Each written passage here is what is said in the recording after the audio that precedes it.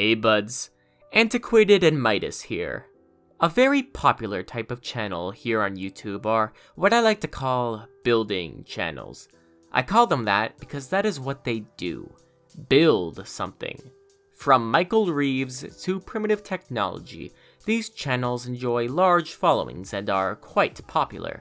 It's easy to see why. From robots to tiled roof huts, people love to watch something be created.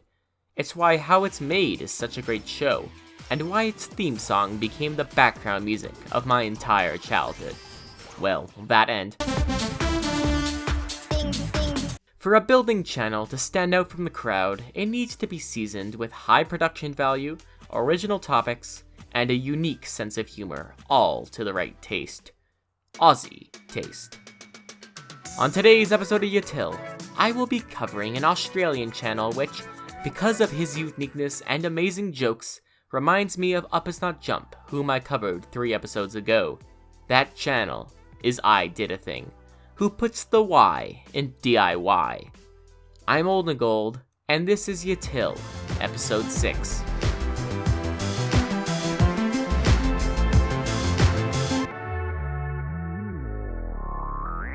Now I enjoy watching building channels. They both keep me relaxed and engaged as I watch someone do something I could never do, being productive. I thought that was all there was to these kinds of channels. That was until I discovered a channel by the name of Ididathing, who managed to pair informative and entertaining building projects with some excellent comedy.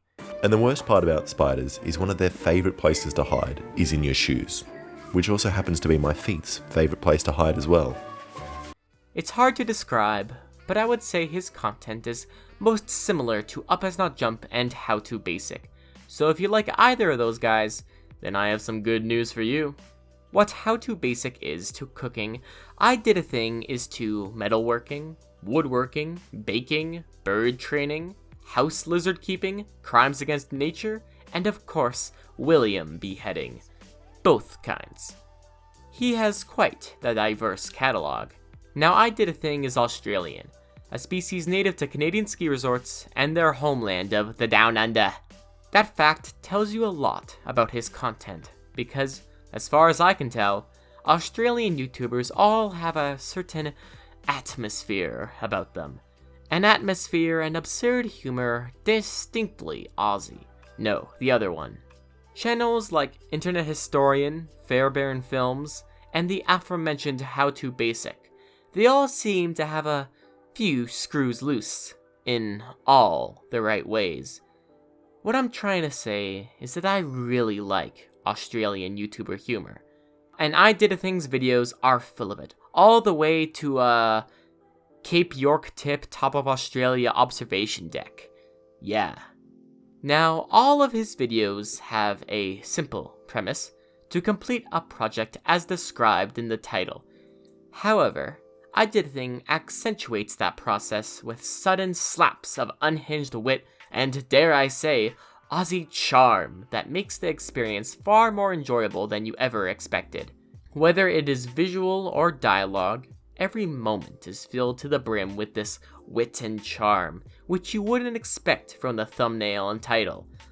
Okay, you would expect it from some of them, but my point still stands. However, Ididathing's videos aren't just good for humor.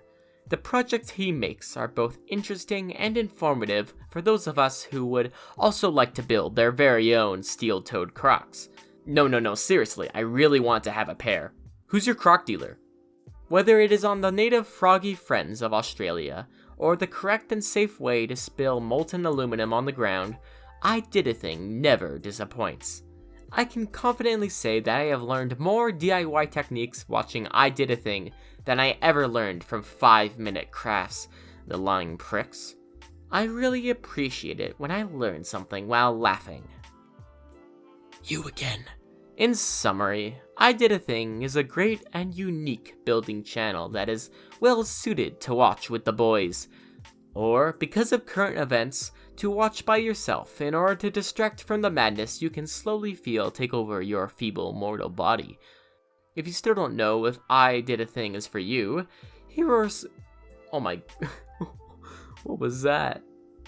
If you still don't know if I Did a Thing is for you, here are some out-of-context clips and jokes from his channel that perfectly showcase the I Did a Thing style.